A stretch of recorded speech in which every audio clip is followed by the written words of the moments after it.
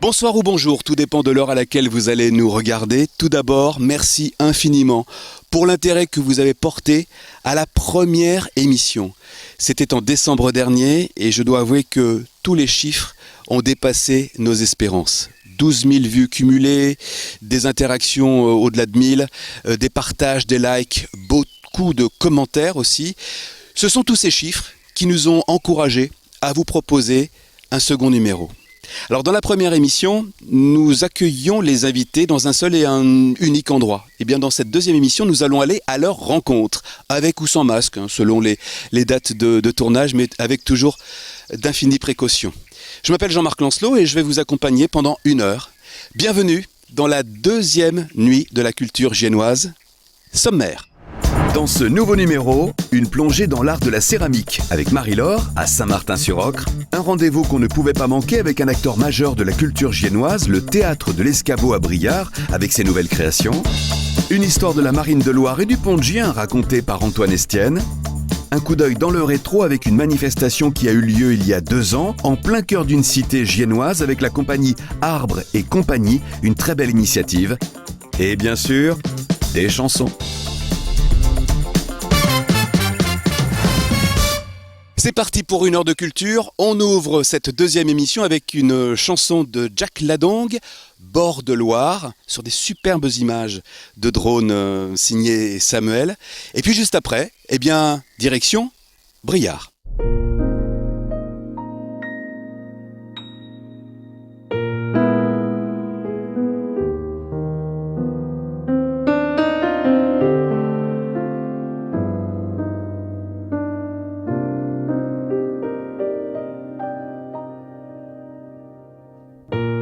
Quand nous irons sur les bords de Loire,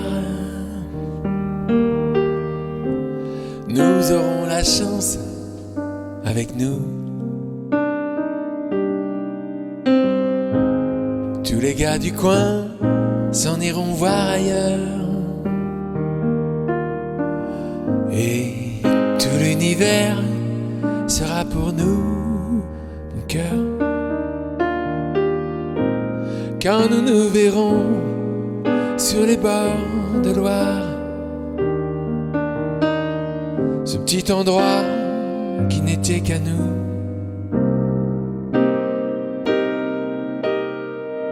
Cachés sous les grands arbres, nous pourrons à nouveau dévoiler notre amour aux fleurs et aux oiseaux. Quand nous nous retrouverons sur les bords de Loire, unique rendez-vous avec vous. Nus sous le soleil, nous entendrons au loin la cloche d'une heure de l'église de Gien.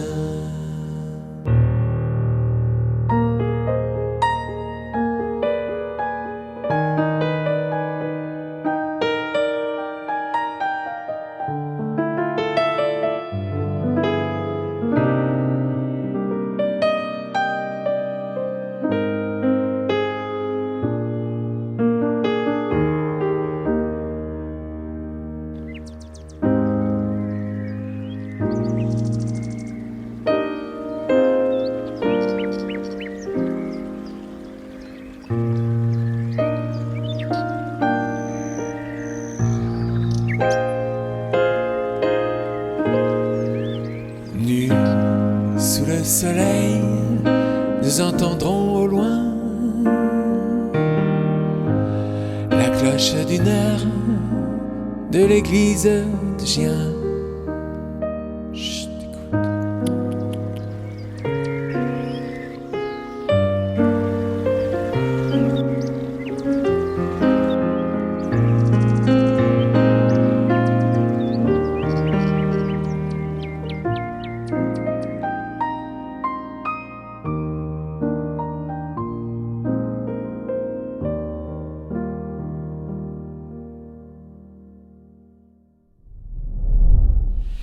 Bienvenue donc au Théâtre de l'Escabeau. Mais avant d'entrer, nous allons retrouver Antoine Estienne qui va tourner pour nous une page historique de ce lieu incroyable qu'est la ferme de Rivotte. Alors, au milieu du 19e siècle, un ingénieur, Jean-Félix Bapteros, rachète à Briare une faïencerie en faillite, une faïencerie qui était la faïencerie de Briare, la faïencerie Lithocéram de Briare, de Brissay et Azambre, et il vient dans cette faïencerie utiliser l'outil industriel pour mettre en place un nouveau procédé pour la fabrication de boutons de céramique, puisque Bapteros a inventé une machine capable de presser une centaine de boutons à la fois. Et Bapteros amène également un procédé, qui est le procédé Procer, qui est un procédé de fabrication d'une pâte qui est la calcine, la pâte qui va permettre de fabriquer ces boutons de céramique. Les boutons de céramique qui se diversifieront par la suite pour devenir les émaux de Briare qu'on connaît aujourd'hui, ces petites tesselles qui servent à faire de la mosaïque ou simplement des carrelages de salle de bain.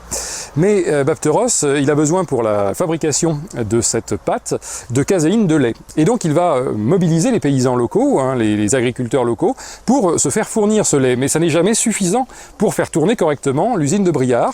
À partir de là, naît l'idée chez lui de racheter une ferme locale pour en faire une ferme de production de lait, véritablement une ferme modèle, en l'occurrence une ferme extrêmement moderne, une ferme de 100 vaches. Alors ça n'est pas la ferme des 1000 vaches qu'on a pu connaître aujourd'hui, c'est une ferme tout à fait classique dans son organisation par ailleurs, mais c'est une ferme très importante et une ferme qui va être développée dans le dernier quart du 19e siècle au service exclusif des émaux de Briare pour fournir la caséine de lait nécessaire à la fabrication de cette pâte de calcine, une pâte qui doit être suffisamment élastique pour résister à la pression de la presse à boutons, qui évidemment sollicite énormément la résilience de cette pâte. Et donc on fait entrer la caséine dans sa composition pour cela. Et le surplus de lait disponible dans cette ferme de Rivotte, puisque c'est la ferme de Rivotte que Bapteros rachète et agrandit pour en faire cette ferme modèle, eh bien le surplus de lait va être ensuite distribué dans la coopérative de l'usine Bapteros de Briare au bénéfice des employés de cette coopérative. Alors par ailleurs, cette ferme de Rivotte, elle permet également d'accueillir du personnel peu qualifié, qui n'a pas sa place dans l'usine Bapteros elle-même, qui est une usine évidemment dangereuse, parce que comme dans toutes les usines, eh bien on navigue dans tous les coins, il y a des produits qui se baladent, des machines éventuellement dangereuses à manipuler, et donc les personnels les moins qualifiés sont affectés directement à la ferme de Rivotte, ou les personnels étrangers également, qui ne comprennent pas le français, qui ne comprennent pas les indications portées sur les panneaux qui se trouvent dans les différentes rues de l'usine, et que donc on va affecter d'abord en priorité à la ferme de Rivotte. C'est le cas notamment dans les années 1930, dans le cadre de la guerre d'Espagne, où les réfugiés espagnols qui viennent chercher du travail auprès de l'entreprise Bapteros, eh bien, vont être versés directement à la ferme de Rivotte pour limiter le risque de tel personnel au sein de l'usine, pour eux et pour l'usine elle-même. Voilà, grâce à Antoine Estienne, vous en savez un petit peu plus maintenant sur l'histoire incroyable et déterminante de cette ferme, la ferme de Rivotte. La ferme de Rivotte qui abrite en son sein le Théâtre de l'Escabeau. Alors nous y sommes. 3 comédiens sont en ce moment sur scène en train de répéter la grande pièce de la rentrée qui se jouera à partir de fin août et on les retrouve tout de suite. Vous faites la fille dans la allée. Mais regardez-vous, maître, général, vous êtes fou? Oh, lâche-nous, toi! Essaye d'approcher, tiens, je te savonne la culotte à l'eau forte! Stéphane, merci de nous accueillir au Théâtre de l'Escabeau. C'est un plaisir. Alors, moi, j'aimerais qu'on parle du lieu. Oui, c'est une ferme. Comme vous avez vu en arrivant, c'est une ferme sociétale avec des bâtiments qui font plus de 100 mètres de long, la maison du régisseur, une maison de maître. Et donc cette ferme date de la deuxième moitié du 19e siècle. Et après, en 84, et Poupa, le fameux vigneron qui nous accueille à l'entrée, Philippe Réache et Dan Réache ont acheté l'ensemble de la ferme, du site, et en ont fait un lieu de vin et un une lieu compagnie de théâtre. théâtrale. Voilà. Alors, le nom de l'Escabeau, il vient d'où ? Eh bien, il vient d'un escabeau, ce qui est très surprenant. C'est qu'en fin de compte, Philippe et Dan, ils étaient installés dans le Gers, dans un charmant lieu-dit qui s'appelle Couchette, à côté de Condom. Tout ça se mérite, n'est-ce pas ? Ça ne s'invente pas. Ça ne viendrait pas l'idée déjà. Et donc, il y avait un escabeau qui était là, qu'ils ont utilisé. Ils se sont dit, pourquoi pas le théâtre de l'escabeau ? Et l'escabeau, on l'utilise toujours. Dans ma dernière création, L'ami de mon ami, il est utilisé par Monsieur Legris. On l'a utilisé avant dans un spectacle où il y avait un ogre à 2 têtes. Enfin voilà, donc il fait toujours ces... Et l'escabeau voyage. Et l'escabeau voyage. Gers, Briare, et il se Briare déplace. Et ailleurs, il va même partir en Guyane, c'est vous dire. Ouais. Le théâtre des escabeaux, c'est une troupe, mais enfin, déjà c'est 3 troupes, C'est 3 troupes, on peut dire, oui. Ouais. mais j'ai l'impression que c'est aussi une famille. Oui, c'est-à-dire que c'est la alors vous savez, c'est presque les poncifs quand on dit oui, c'est la grande famille du théâtre. Mais là, pour le coup, ici, il y a une famille, déjà, il y a une trace, il y a tout un passé de troupe, et où les gens sont liés. C'est-à-dire c'est des destins qui sont liés aussi, des histoires qui sont liées. Et depuis quelques années, l'escabeau est devenu l'escabeau pépinière théâtrale, lieu de vie et de mixité artistique, ça veut bien dire quand même ce qui est notre manifeste un petit peu. Et l'idée, c'est qu'il y ait 3 compagnies. Une compagnie pro, une compagnie amateur, parce que le passé de l'escabeau, c'était un théâtre amateur de très grande qualité qui a formé X comédiens professionnels d'ailleurs, et la jeune compagnie sur les acteurs en herbe et puis ceux qui commencent à avoir déjà un peu de métier mais qui ont moins de 30 ans. Ça, c'est la base. On parlera de la jeune compagnie dans pas longtemps. On va parler de la pièce. Est-ce qu'on peut appeler ça une pièce de rentrée, la rentrée théâtrale de l'escabeau ? Disons que ce qu'on appelle les pièces de rentrée, pour juste préciser, généralement, c'est vraiment les pièces de début de saison. Alors que là, c'est un autre statut. C'est le spectacle d'été qui a pour vocation de réunir les 3 compagnies. Pro, amateur, jeune compagnie, autour d'un spectacle qui fait... Alors c'est la fin de l'été, parce qu'on commence le 20 août, mais il faut bien prendre le temps de la répéter avant, et on va la jouer du 20 août au 11 septembre. On va faire 13 représentations. On parle de la pièce ? Et oui, l'alchimiste. L'alchimiste. Et oui. Un monsieur qui s'appelle Ben Jonson. Oui, et ce n'est pas l'autre nom qu'a pris Paulo Coelho, qu'on soit bien d'accord. Oui, c'est pas le pseudonyme de Ben Jonson, c'est-à-dire que Benjamin Jonson. Benjamin Jonson, et c'est une pièce donc d'un contemporain de Shakespeare. C'est ça. Et Ben Jonson, pour les contemporains, était beaucoup plus connu que Shakespeare. Donc William, le fameux William, n'a pas éclipsé Ben Jonson du tout. À l'époque, non. Est-ce que Ben Jonson, c'était le spécialiste de la comédie des humeurs, on peut dire ça ? On peut dire ça, vraiment. La comédie des humeurs, c'était presque un genre. Oui. C'est-à-dire qu'il y a des personnages hiéroglyphiques. C'est-à-dire que chaque personnage, même le nom de chaque personnage dans la pièce, représente un peu le caractère principal du dit personnage. On va pitcher la pièce ? On est en 1610, jusque-là on est assez éloigné de l'affaire. Il y a la peste à Londres. Les bourgeois ont été obligés de quitter la ville, enfin ceux qui pouvaient, ont quitté la ville, leurs maisons, cossus, leurs appartements. Pour la campagne ? Pour la campagne, le temps que l'épidémie se calme. Et donc la pièce se passe entre 3 filous, 3 pieds nickelés, Subtil, qui est l'alchimiste, qui donne son nom à la pièce, Douce commune à tous, une prostituée qui a un peu de route derrière elle, mais qui fait encore son office, qui travaille pas mal, et Milleface, qui, comme son nom l'indique, a plusieurs facettes, et qui est le domestique du bourgeois qui est parti à la campagne, et qui profite de squatter la maison, et ils se font passer, l'un pour l'alchimiste, l'autre pour un serviteur de l'alchimiste, et l'autre pour une reine des fées. Et ils arrivent à arnaquer tout ce qui passe à leur portée. Et donc il y a un effet miroir, bien sûr, sur ce que l'on a vécu il n'y a pas si longtemps que ça, et on rit donc pas mal dans cette pièce, oui. Il y a 15 comédiens sur scène. Oui, il y a une quinzaine de comédiens, et alors ce qui est touchant, si on dit, c'est presque aussi bien que Tintin, parce que ça a de 11 ans, Anatole, qui joue l'un des voisins et qui est dans le prologue, qui a 11 ans, jusqu'à Jacques, qui en a 80 à peu près. Nous, on est arrivés pendant la répétition de 3 comédiens sur scène. Je propose de les regarder un petit peu, puis on se retrouve juste après. Très bien. Crois-moi, je vais le faire. Essaye un peu, je te pète au nez. Oh, vous êtes devenu fou. Enfin, monsieur, pour l'amour du ciel. Bon, dis, je vais te foutre à poil. Et pourquoi faire? Pour me bouffer la figue dans l'arrêt? Regardez-vous. Maître général, vous êtes fou? Oh, lâche-nous, toi. Allez, essaye d'approcher, là, et je te savonne ma culotte à l'eau forte. Vous voulez que les voisins nous entendent? Vous voulez nous trahir? Bon, silence! J'entends quelqu'un. Si, je sais que ça arrive. Si, parce que t'as des bandits entre les deux. C'était trop tôt, puisque tu lui laisses pas dire ses répliques, elle a tout ça à dire. Dès qu'elle marque un temps, Olivier Vermont, il y va. Faut le savoir. T'as un temps et il faut. C'est la prochaine. Silence, Silence, j'entends quelqu'un. Et Catherine, ce que tu vas faire, C'est quand tu sais. Oui, non, parce que j'ai barré. On me lève, bouge, ouais, il y a un truc. Ouais. Alors du coup, J'entends quelqu'un et tu repenses. Ça fait un vrai temps suspendu, tu vois.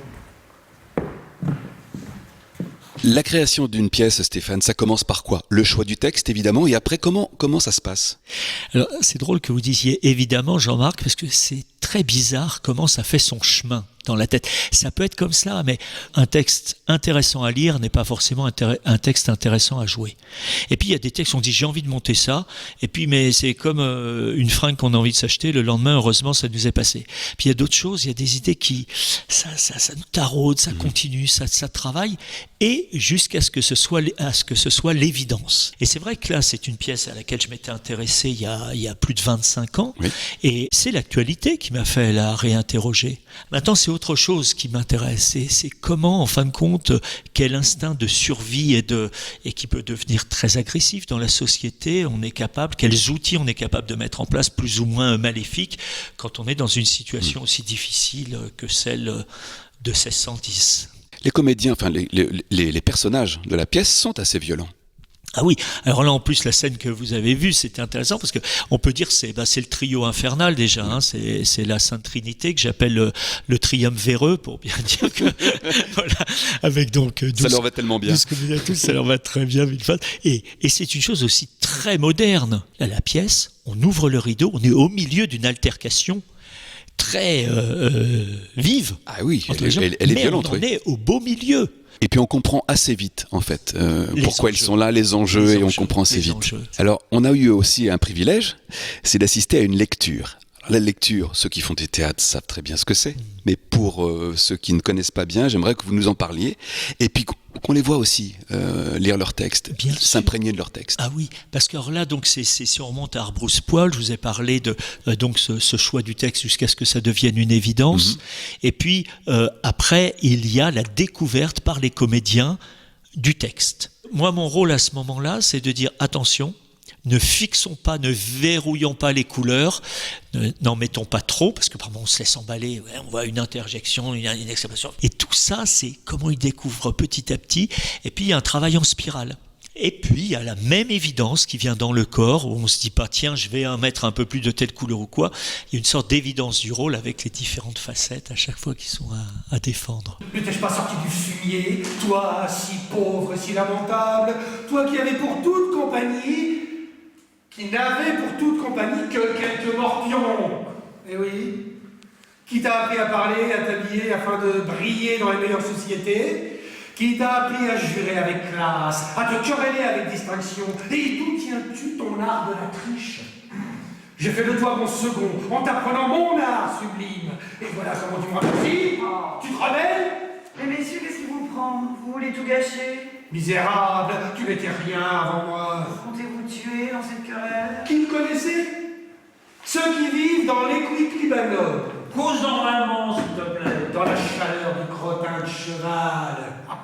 Tu aurais disparu de l'humanité si je n'avais pas été là. Quelqu'un peut... je comprends jamais cette phrase. Quelqu'un peut t'entendre? Si, c'est facile. Gueule pas si fort, il y a des gens qui peuvent... C'est pour l'interrogation. C'est toi l'interrogation que je comprends pas. Pourquoi c'est... Non, il n'y en a pas du tout. C'est une erreur. D'accord. Quelqu'un peut t'entendre. Alors là, je comprends, d'accord. Faut juste... Il y a un truc qui est important, je vous ai laissé continuer. Silence, c'est vachement bien. Temps suspendu, j'entends quelqu'un. Renom suspendu, plus rien. Et ça repart. Parce qu'ils peuvent pas s'en faire. Enfin, bref, chacun, je crois. Tu vois, ça repart. Oui. On reçoit un point de mettre sur ligne, d'ailleurs. Stéphane, quel genre de metteur en scène vous êtes? Avoir une idée, c'est bien beau, mais moi je pars toujours du principe que l'idée que l'on a, elle est là pour être contrariée par d'autres idées. C'est ça qui m'intéresse dans le spectacle vivant. Parce que par moments, on apprend sur quelqu'un qui ne respecte pas la consigne. On s'aperçoit que c'est beaucoup plus intéressant. Bien sûr. Il y a des fulgurances. Et plus dense, et voilà. Donc c'est toujours... ce qui m'intéresse, c'est que je suis d'abord un spectateur aiguisé. C'est-à-dire que ce qui m'intéresse, c'est ce que l'autre propose et comment ça réagit et ça déstabilise, ça contrarie ce que j'avais imaginé, les a priori que j'avais sur le texte ou la façon de le monter. Vous nous avez parlé tout à l'heure, Stéphane, des trois troupes, et notamment de la nouvelle génération qui arrive. J'aimerais qu'on en parle maintenant. Ah bah oui, on va Alors en on parler. accueille qui? On va en parler. On va voir Leslie. Je pense qu'elle en parlera bien mieux que moi. Mais l'idée de cette jeune compagnie qui a son festival qui arrive éminent, les Planches Fêlées, ça veut dire c'est par rapport au festival de la compagnie pro qui a lieu à la Toussaint, il y a des gens qui sortent des écoles d'art, qui sortent de l'INSAS, école de cinéma et théâtre de Bruxelles, école nationale, ceux qui sortent du Cons, ceux qui sortent des cours Florent, ceux qui sortent d'écoles d'art plastique, qui ont fait les beaux-arts, ce qui crée vraiment une population et une diversité dans la proposition qui est absolument géniale. Alors là, pour ceux qui en doutent que l'avenir appartient à ces générations-là, faut venir voir. On accueille Leslie.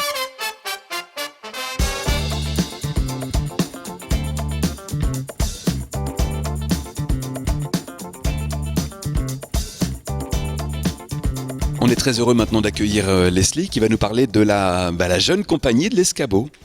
Oui, je représente la jeunesse de ce lieu. Il y a les enfants qui ont suivi leurs parents dans les répétitions et qui ont atterri là dans le berceau et puis qui continuent à côtoyer le lieu. Et moi, je suis arrivée il y a 6 ans par le biais des cours de théâtre ici à l'Escabeau. Et en fait, j'en suis jamais repartie. La jeune compagnie, c'est combien de comédiens? On est presque 20. Mais c'est vraiment une compagnie qui est pluridisciplinaire et voilà, l'idée c'est on est les enfants de l'Escabeau et l'Escabeau c'est un outil pour nous comme pour la compagnie pro et la compagnie amateur, sauf que nous on a été obligés de se mettre un peu une deadline à la veille de nos 31 ans et l'idée c'est qu'après on se dirige soit vers la compagnie professionnelle, soit vers la compagnie amateur. Il y a eu le 5 juin les 24 heures du conte. Mm-hmm. Ça s'est passé. C'est ça. Et le premier week-end de juillet, on aura, vous allez présenter les Planches Fêlées. C'est ça. En fait, chaque compagnie a son festival. Donc nous, quand on a vu que la compagnie amateur et la compagnie pro avaient leur, on s'est dit mais nous aussi, on veut. Il n'y a pas de raison. Voilà, il n'y a pas de raison. Et le but, c'est vraiment de promouvoir l'art sur notre territoire et de faire comprendre au public qu'on vise, c'est-à-dire les jeunes, qui sont pas obligés d'aller à Montargis, à Paris, dans des grosses villes, et que même en milieu rural, on peut trouver des choses de qualité. Et surtout un univers qui leur ressemble à travers nous et puis donner la chance aussi aux jeunes artistes d'avoir un plateau, une scène, ce qui est plus difficile dans les grandes villes, l'occasion de créer. Et alors les Planches Fêlées, on va y voir quoi? Donc il y a une mise en scène de Louise Poliac qui s'essaye à la mise en scène. Donc c'est un peu un fragment de choses. On s'amuse à dire que c'est le cri d'une génération, mais voilà, ça va être chouette. Il va y avoir de la marionnette. Il y a un spectacle qui confronte le théâtre et le cirque. Alors ça, les Planches Fêlées, c'est donc le premier week-end de juillet. Les 2-3 juillet. Il y a l'Alchimiste, on en a parlé avec Stéphane tout à l'heure, qui va s'intercaler. Et puis fin septembre, les rencontres amateurs. Voilà, la troupe sillonne la région pour trouver des petites pépites, des amateurs qui auraient envie de jouer ailleurs que dans leur ville. Et c'est un tremplin. C'est un tremplin, voilà. Et puis vous terminez la saison, je ne sais pas si le terme est correct, par le Festival Pro. C'est ça. Il y a en novembre aussi, courant novembre-décembre, le Festival Roulet Jeunesse. Alors là, c'est le festival des tout petits, mais qui est pas sur un week-end. Il va s'étendre sur 2 mois en fait. Et ensuite, à la fin, tous les ans à la Toussaint, c'est le Festival Pro. Quand on vous écoute, on a l'impression que le théâtre de l'Escabeau n'arrête pas de fourmiller. C'est ça. Tout le monde s'active dans le but de jouer, quoi. Avant de se quitter, Leslie, vous avez édité un calendrier. C'est ça, avec la jeune compagnie. Ah oui, alors les photos sont très très jolies. Ça a été un peu aussi sous l'influence rugbystique. On avait l'habitude de faire le fameux calendrier. Ah oui, mais tout le monde n'est pas tout nu. Oh, quoique. Il y a une petite surprise. Et on a la chance d'avoir Titouan Merle, qui est photographe et qui nous a pris des magnifiques photos. Voilà, c'est un petit condensé. Il y a un petit jeu. À la fin, oui. Bon, voilà, il en reste plein. Je sais que l'année est bien entamée, mais vous pouvez encore les retrouver à prix libre à l'Escabeau. Ils vous attendent. Merci Leslie. De rien.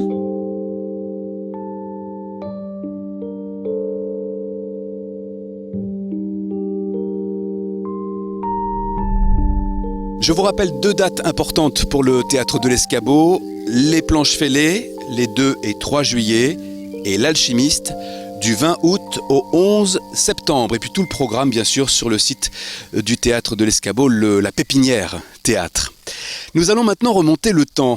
Gien, 15 juin 2019. La compagnie Arbre et Compagnie a créé au Champ de la Ville un spectacle insolite. Le Champ des Possibles. Vanessa Sanchez a conçu, encadré et mis en scène un spectacle avec les habitants de cette cité. Avec sa troupe professionnelle, Carole Prieur, qui a, elle, écrit une histoire autour du lieu, des Champs de la Ville, elle a prouvé, Vanessa, que l'on pouvait faire de la culture dans les cités avec les habitants d'un bâtiment tout entier. Regardez ce petit reportage. L'idée du spectacle a été initiée par le bailleur social Logem Loiret. Et puis juste après, une chanson interprétée, écrite, composée par Charles Kelly, Save the Earth.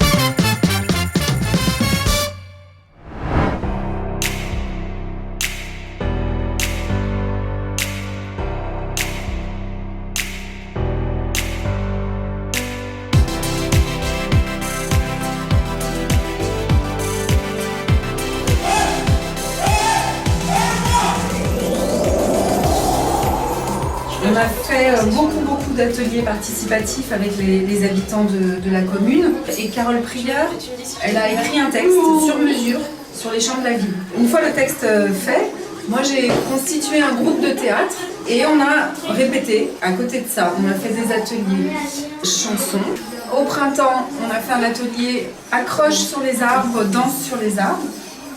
Et ça sera l'introduction du spectacle et il y a aussi un tableau pendant le spectacle où les gamins vont être accrochés et aussi à la façade. Et enfin, au mois de mai, on a fait un atelier costume. Toutes les étapes de la création du spectacle ont été faites de manière participative.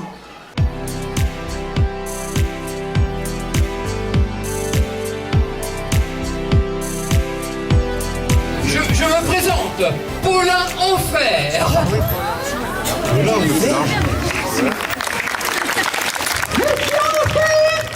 J'ai d'infos que votre maison a été remplacée par un supermarché. En sortant de l'école, nous avons rencontré un grand chemin de fer qui nous a emmenés tout autour de la terre dans un wagon doré.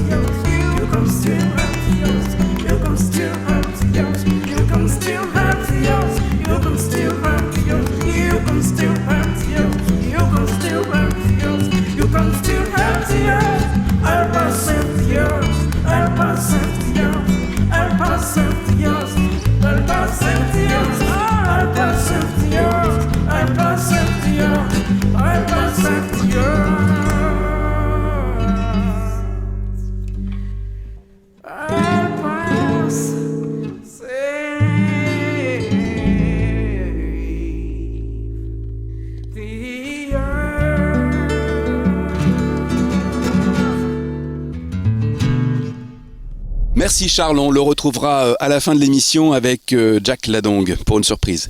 Après le théâtre, la chanson, les figures de haute voltige d'acrobates, place maintenant à l'artisanat.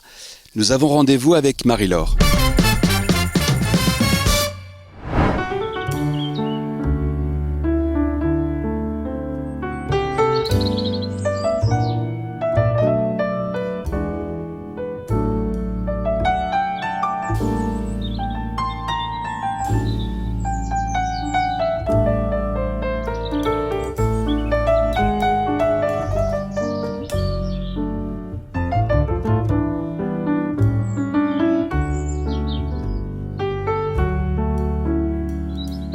Nous sommes à Saint-Martin-sur-Ocre, dans l'atelier Ocre et Barbotine, et on est reçu par Marie-Laure Barry. Marie-Laure, merci de nous accueillir dans votre très bel atelier. Vous êtes, Marie-Laure, céramiste. Oui, je suis céramiste depuis 12 ans maintenant. Et vous n'avez donc pas toujours été céramiste parce que c'est une reconversion. Tout à fait. J'ai commencé mon activité professionnelle dans l'auto-école avec mon mari, chirurgien, et je suis venue à la céramique donc il y a 12 ans environ, après avoir fait une école et une formation d'1 an. Chaque métier s'apprend, évidemment, mais qu'est-ce qui vous a amené à la céramique ? Mon plaisir de regarder la nature, de sentir la nature, la terre aussi, l'odeur de la terre. Et voilà, tout ça a fait que j'ai eu envie de mettre les mains dedans. L'atelier s'appelle Ocre et Barbotine. Bon, Barbotine, par rapport à la céramique, on a à peu près compris, mais Ocre. Alors, Ocre, c'est le nom de la rivière qui passe dans le village. Voilà, tout simplement. Faire une relation. Voilà, tout à fait. C'est ça. Alors, quelle matière vous utilisez ? J'utilise de l'argile, donc que j'achète dans l'Yonne, qui est soit de la faïence, soit du grès. Vous ne travaillez que ces deux matières-là ? Oui, principalement ces deux matières-là. Alors, laquelle est la plus facile à j'allais dire, manipuler ? Il n'y a pas de plus facile, on s'adapte à la terre. La terre est une matière vivante, on s'adapte à la terre. Elle a une façon de réagir différemment entre la faïence, le grès, entre une terre blanche et une terre de couleur, une terre chamottée et une terre lisse. Il y a des différences, mais il faut s'adapter en fait à la terre. C'est-à-dire que c'est pas la terre qui s'adapte à vous, c'est vous qui vous adaptez. Vous avez une idée de départ, mais le produit fini n'est peut-être pas forcément celui auquel vous avez pensé. Effectivement, ça arrive. C'est pas tout le temps, heureusement, mais il arrive que le résultat ne soit pas celui qui était vraiment prévu au départ. Mais ça fait partie du jeu et Et il y a des surprises qui sont très agréables.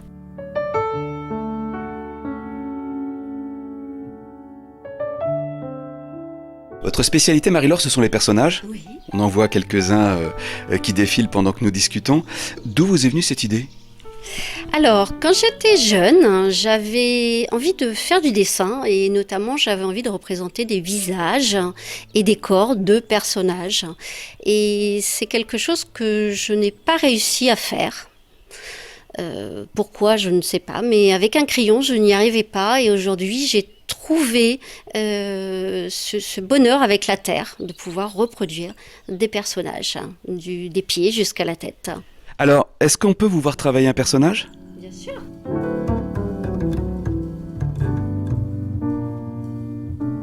Pour faire un personnage simple, on va faire vraiment un personnage très simple. Je vais faire un boudin. Et ensuite, je vais le rouler comme ça. Et là, tout le monde se dit, ça, je peux le faire. Oui, c'est pas si facile. Voilà. Donc, en fait, mon boudin, je vais le découper en plusieurs parties. Donc, je vais commencer par faire, on va dire, la partie du dos. Donc, je vais mettre 2 boudins de la même taille pour faire la partie du dos. Très bien. Ensuite, je vais prendre à peu près ici, comme ça. Ça va être une partie de la jambe. Ça sera l'autre partie de la jambe. Donc, par exemple, j'aurai la cuisse et après, j'aurai cette partie-là. Donc, je vais en faire 4. Voilà. Avec ça, on peut avoir le torse. un début de personnage. Je vais ceux-là, voilà, les mettre. Voilà, comme ça. Voilà. Donc là, j'ai mon torse. Et là, maintenant, j'ai mes jambes. Alors, au bout de mes jambes, je vais quand même sortir le pied. C'est mieux ? Ouais, c'est mieux. Voilà. Voilà, donc pour l'instant, ça, voilà, c'est sa jambe. Donc, je vais poser, voilà, comme ça. Et ensuite, je vais faire son autre jambe. Et il va se monter très vite, comme ça, simplement, avec des petits boudins. Et après, on travaillera, on lui mettra un petit peu d'épaisseur. Comment on lui met ses jambes ? Croisées, décroisées. Vous le sentez comment ? Comme ça ? Ouais, c'est Allez, bien ça. tranquille. Oui, il est bien. Alors maintenant, on va faire ses bras. Voilà. Et on va faire... Voilà. On va le couper en 2. Je vais ressortir une main. Voilà. Je vais lui mettre un pouce. Un tout petit bout de terre. Voilà. Je vais mettre un petit peu de barbotine. Ah. Donc voilà, la barbotine. Ça y est, on y arrive. La voilà. La barbotine, elle sert à coller 2 pièces de terre l'une sur l'autre. Ça colle pas tout de suite, je peux l'enlever. Ça va finir de coller avec la cuisson. Comme on colle une anse sur une tasse, par exemple, c'est le même principe. Voilà, c'est exactement ça. Voilà, donc là, il y a sa petite main. On va lui faire un petit coude. Voilà une main, je fais l'autre. Est-ce que vous partagez votre savoir-faire ? Oui, et j'aime beaucoup partager mes connaissances et mon plaisir dans ce travail. Je donne des cours à des enfants, à des adultes. Les cours, c'est sur rendez-vous. J'essaye de faire un petit groupe. Alors, c'est maximum 4 personnes, surtout en ce moment où il faut essayer de garder ses distances. Mais c'est bien, 4 personnes, c'est bien. Ça me laisse le temps de voir chacun, de pouvoir discuter avec chacun, de voir les projets de tout le monde. Les progrès aussi. Les progrès, tout le monde ne va pas à la même vitesse. Ah non, chacun est différent dans son apprentissage.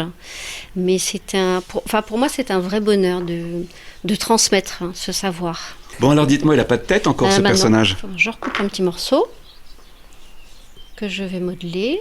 Alors, ce qui est important dans la terre, dans le travail de la terre, c'est qu'il ne faut pas mettre de bulles. Et une bulle d'air, quand elle va passer au four, puisqu'après il va falloir une cuisson, la bulle d'air va casser la pièce, risque d'exploser en voulant en sortir, elle risque d'exploser et de casser la pièce dans le four. Donc, ce qui peut endommager la pièce, les pièces qu'il y a avec dans le Autour, four. oui. Il y a des techniques pour ne pas faire de bulles. Donc là, voilà, il a le cou. Et... Voilà, donc il a le cou, il a la tête. Voilà. Ensuite, on va le laisser sécher un petit peu. Et quand il commence à sécher, on va pouvoir affiner certains endroits. Une fois qu'il sera complètement sec, vraiment à cœur, on va pouvoir le mettre pour une première cuisson au four. Cette terre-là, elle va cuire pour une première cuisson à 1000 degrés. Ce qui veut dire que chez soi, on ne peut pas le faire. Ah non, le four, il va monter jusqu'à 250 C'est ça. peut-être. Oui. Donc là, ça va pas Ok, être suffisant. très bien. Ça va sécher la terre, mais ça va pas la cuire.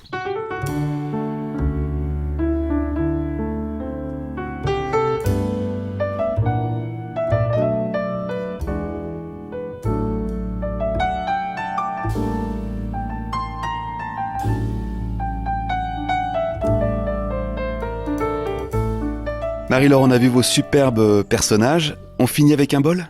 Pour le plaisir? Oui. Allez. Un bol, vite fait aussi. Généralement, Donc là- un potier a un tour. Vous n'avez pas de tour, vous? Non, je ne travaille pas autour. Donc je forme déjà une boule. Mhm. Voilà, je vais l'arrondir juste un tout petit peu, la lisser un petit peu. Et ensuite, avec mes pouces, Vous creusez. voilà, je creuse et je tourne. J'appuie sur la terre, je pousse les parois en fait. Et mon bol, petit à petit, va se former. Et quand il est bien affiné, il ressemble à ce bol-là. Et qu'est-ce qu'on en fait après? Alors, après, on le met à sécher et on va le faire cuire pour une première cuisson à 1000 degrés. Mais une fois qu'il est sorti de sa première cuisson, c'est ça? Oui, c'est ça. Il n'est pas fini parce qu'on ne peut pas encore l'utiliser. Et non, du tout. Il est poreux, là. Il est poreux, c'est ça. Donc, il va falloir l'émailler. L'émail va lui donner sa couleur, mais va également le rendre vitrifié, en fait, lui donner cette partie qui fait qu'on va pouvoir boire dedans. Donc là, je vais prendre mon émail. Je vais le tourner de façon à bien mélanger l'eau et l'émail. Voilà, on se croirait en cuisine, hein, je touille. Je vais prendre mes pinces et je vais poser mon bol. Donc celui-là, on a dit, il a déjà subi une cuisson, mais il reste poreux. Voilà, donc je mets là. Et après, je vais le tremper. Donc je fais ça comme ça, je le laisse un petit peu. On entend les bulles. Et là, je le laisse égoutter un petit peu. Donc, l'émail va sécher sur le bol. Ça, c'est assez Petit rapide. à petit, oui, on le voit On le un voit. petit peu ici, il commence à sécher. Et quand il sera complètement sec, je vais pouvoir le poser. Et on va désémailler la partie du dessous, de façon à ce que ça ne colle pas dans le four au moment de la cuisson. Sur la plaque du four. Sur la plaque du four, c'est ça. Donc là, je le pose sur un chiffon humide et je vais le frotter plusieurs fois de façon à désémailler. Donc là, je vais Oui, en fait, c'est frotter une un petit pellicule peu. tellement fine qu'elle s'enlève très facilement. C'est ça. Et donc après, on va le mettre dans le four. Yes. Voilà. On ferme et On ferme. Et puis, après, on peut mettre en route. Et là, c'est parti pour 24 heures. C'est ça. Magie, 24 heures après, le résultat. Et là, Et donc, voilà, on ouvre le four. Et là, notre bol ressort. Et bien, il est très beau. il est magnifique. Il est réussi. Il est très, très joli. Voilà. Donc, l'émail s'est révélé et a donné différentes couleurs. Merci de nous avoir accueillis dans votre atelier et à très bientôt, j'espère. Eh bien, à très bientôt. Merci beaucoup à vous. Marie-Laure vous reçoit sur rendez-vous pour les cours dans son atelier 161 rue des Marnies à Saint-Martin-sur-Ocre. Vous pouvez l'appeler aussi également pour acheter ou pour commander des pièces. Maintenant, une page d'histoire. Nous allons parler de la navigation en Loire. Et on va partir d'une question simple. Pourquoi les arches du pont de Gien n'ont-elles pas toutes la même taille? On embarque avec Antoine Estienne.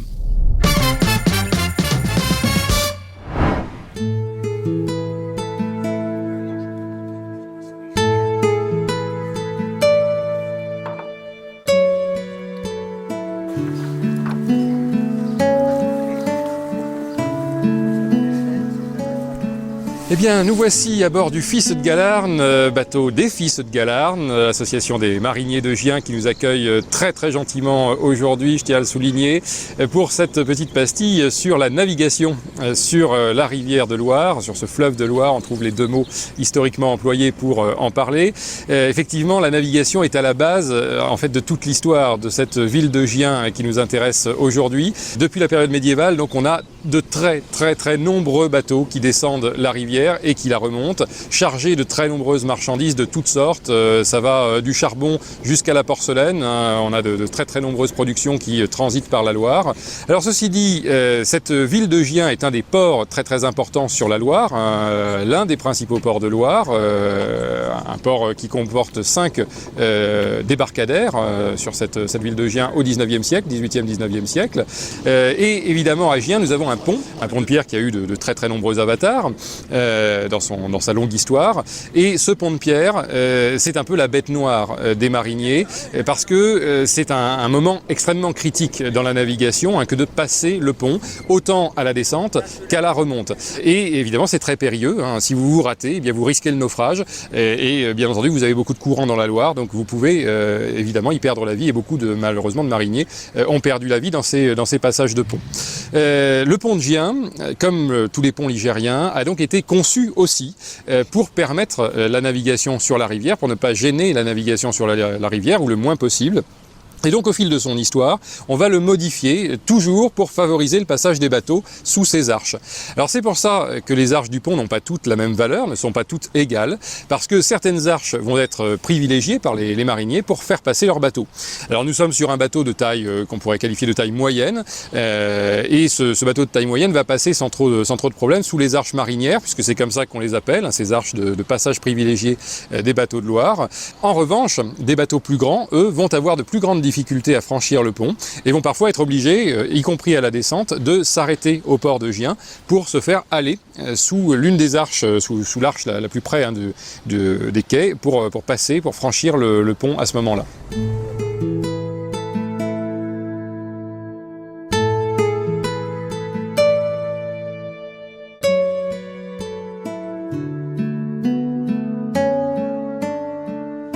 Alors nous allons passer donc d'un instant à l'autre sous les principales arches du pont de Gien. Alors on a remis au moteur pour passer le pont, puisqu'il s'agit de se guider au maximum. Donc aujourd'hui il ne s'agit pas de prendre le moindre risque. Évidemment autrefois les bateaux ne comportaient pas de moteur. Jusqu'au 19e siècle on n'a pas de bateau à vapeur sur le fleuve. Et donc ils étaient obligés de se guider directement au courant pour passer sous les arches. Et voilà, nous passons donc à l'instant sous la voûte numéro 4 du pont de Gien.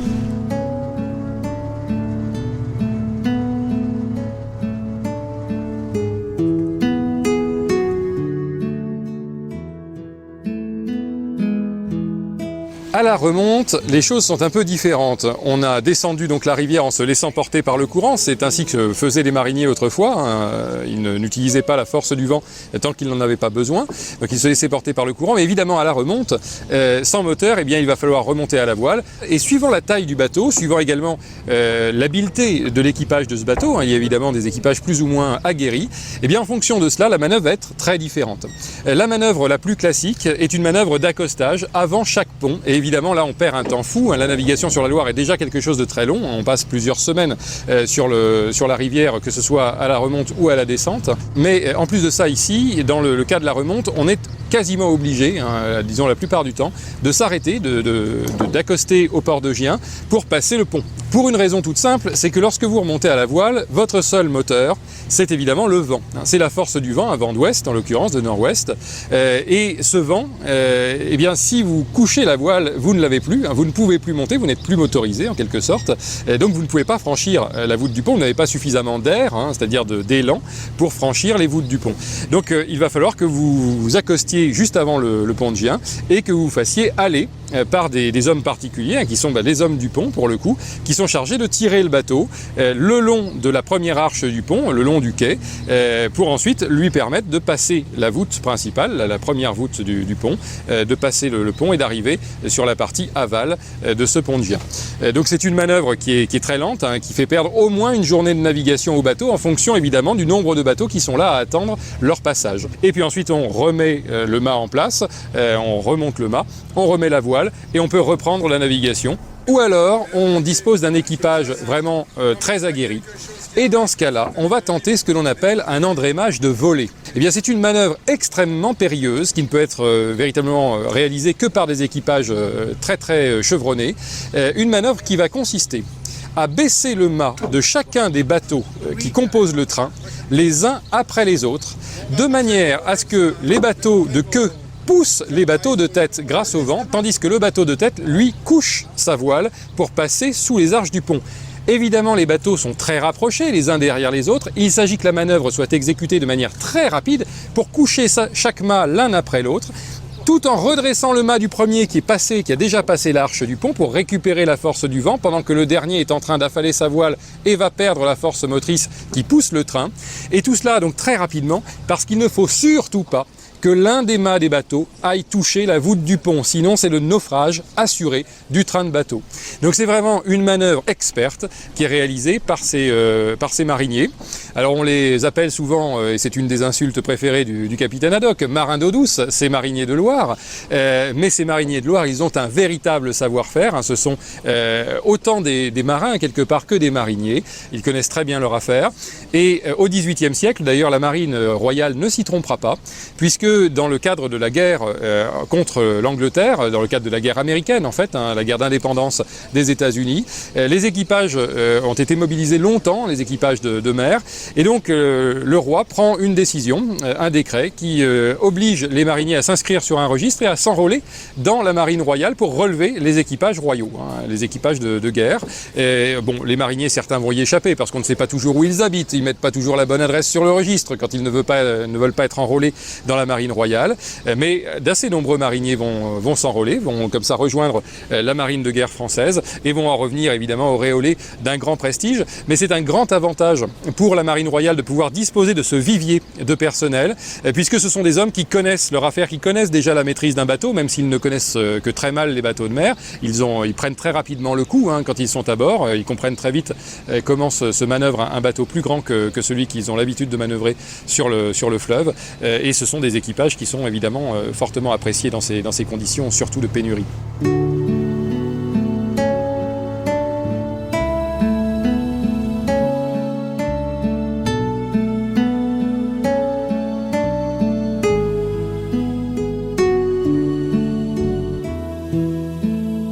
Donc on voit très bien sur ce mur du quai ici l'escalier qui permet de descendre au niveau des bateaux et les organeaux qui permettent de les fixer, de les amarrer avant que la manœuvre ne commence pour leur faire franchir la première arche du pont.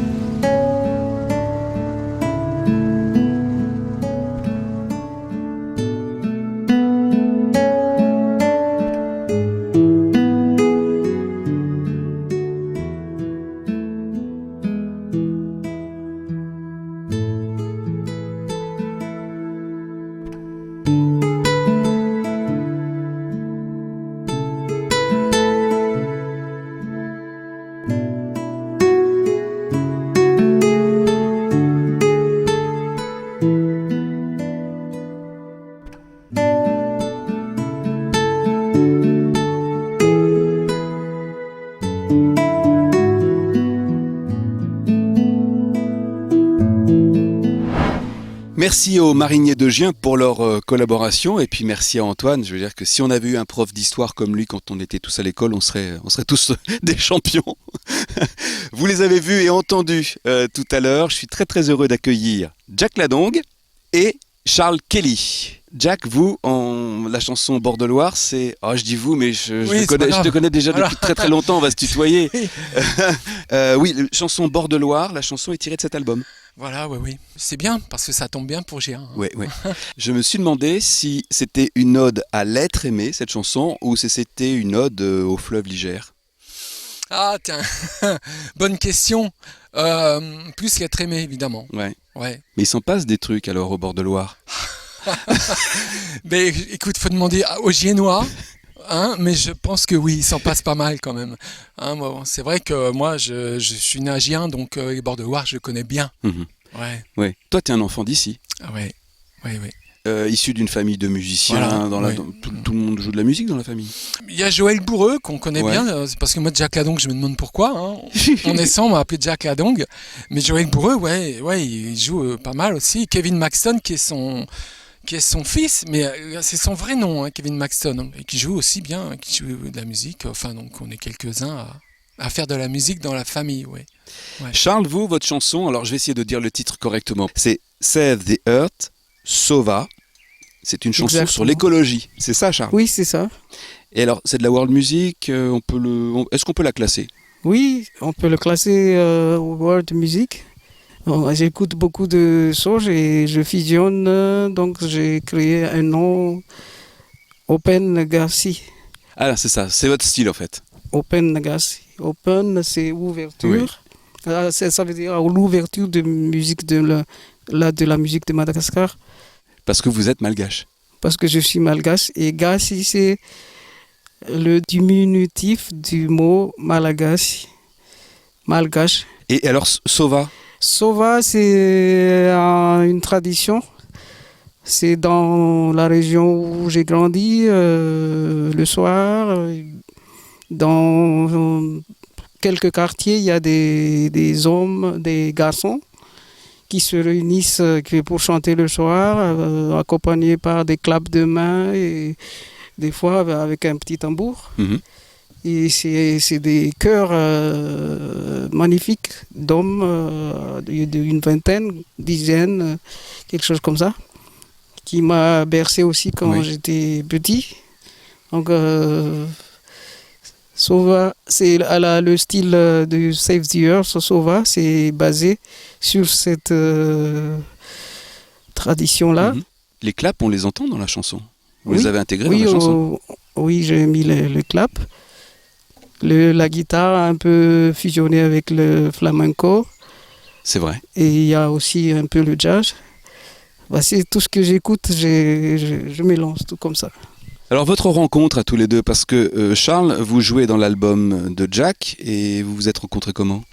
J'étais en train de faire le disque, j'avais pas trop d'idées d'ailleurs sur les arrangements. Et puis quelqu'un m'appelle en me disant il y a un gars qui cherche du travail en tant que musicien. Je dis c'est pas trop le moment, moi en ce moment j'étais vraiment dans le disque. Donc je jouais plus, je faisais plus de spectacle. Et je l'appelle et puis je dis on peut quand même se rencontrer si tu veux. Et il y avait un bœuf au loft, dans la boîte du loft là, à Poily. Un bœuf, j'écoute ce soir, il y a un bœuf, tu viens et tout, mais comment on se reconnaît? Il me dit je suis petit, j'ai un chapeau. Et donc il arrive avec sa guitare, même c'était une basse, je sais plus très bien, et on discute comme ça. Et les mecs jouaient, il y avait des gens qui jouaient, et lui je le voyais avec ses yeux qui brillaient, qui regardaient, et je dis écoute, va jouer. Et là il se met à jouer. Alors là, on s'est retrouvés un petit peu comme dans Retour vers le futur. Avec Marty quand il monte sur scène pour jouer de la guitare quoi. Et je me souviens il y avait des gars qui buffaient, je sais plus, ça buffait quelque chose, toujours cocaïne ou un truc comme ça, toujours les mêmes. Et lui il commence à jouer timidement derrière. Et puis petit à petit les gens regardez là. Et à la fin il était tout seul, il jouait tout seul.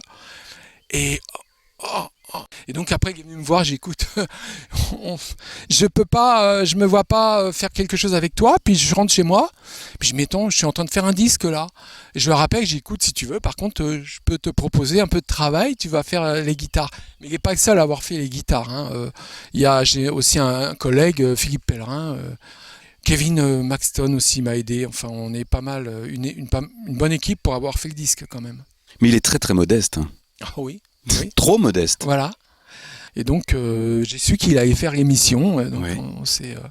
Et alors ça vous a donc donné l'idée de retravailler ensemble? Parce que on peut le dire maintenant, c'est que vous allez, dans quelques secondes maintenant, nous chanter une chanson, un classique français, revisité en duo. Voilà, mais il est venu à la maison, on a répété une petite heure. Ah ouais, je pensais que c'était plus que ça. Ben non, on est un peu feignants les musiciens. Merci à tous les deux d'être venus nous voir. Je vais vous laisser vous déplacer pour aller chanter. Je vous laisse aller rejoindre votre lieu pour cette chanson, ce duo, cette chanson revisitée. Avant de se quitter, je voudrais vraiment remercier tous les intervenants de cette deuxième émission, il y en a eu beaucoup, mais aussi et surtout tous ceux qui ont préparé cette émission, Freddy, Nathanaël, Samuel, ainsi que Justine et Julie à la com. Quant à moi, j'ai eu le plaisir de monter cette émission, de vous la présenter, de la monter, de la réaliser, et je dois dire que ça a été vraiment un plaisir immense. Merci de nous avoir regardés, à bientôt peut-être. Voici Jack Ladong et Charles Kelly, La vie en rose. Bye.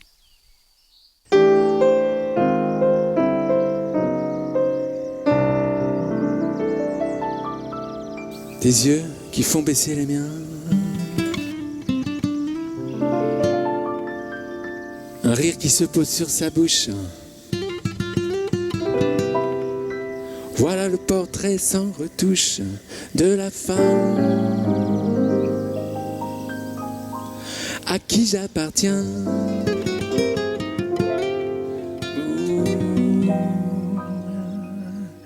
Quand elle me prend dans ses bras, qu'elle me parle tout bas, je vois la vie en rose. Elle me dit des mots d'amour, des mots de tous les jours, et ça me fait quelque chose, ouais. Il est entré dans mon cœur une part de bonheur dont je connais la cause. C'est elle pour moi, moi pour elle dans la vie. Elle me l'a dit, m'a promis pour la vie.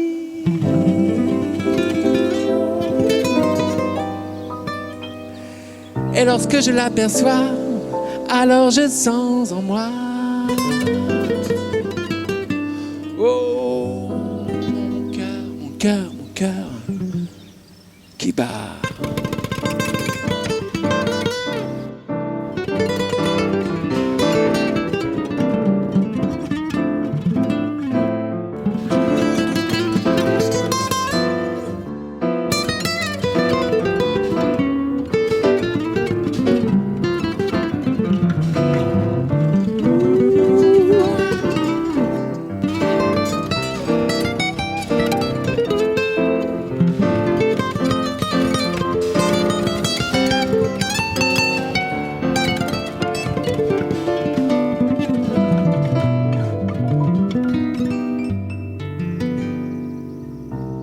Et lorsque je l'aperçois, alors j'entends en moi